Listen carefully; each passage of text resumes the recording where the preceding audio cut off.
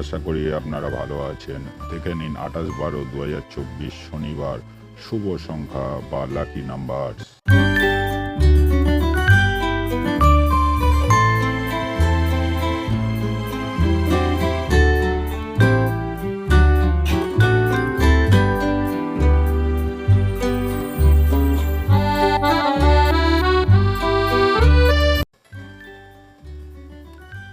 শনিবার 1 থেকে 4 বাজি রোলিং গেম 1, 3, 9, 0।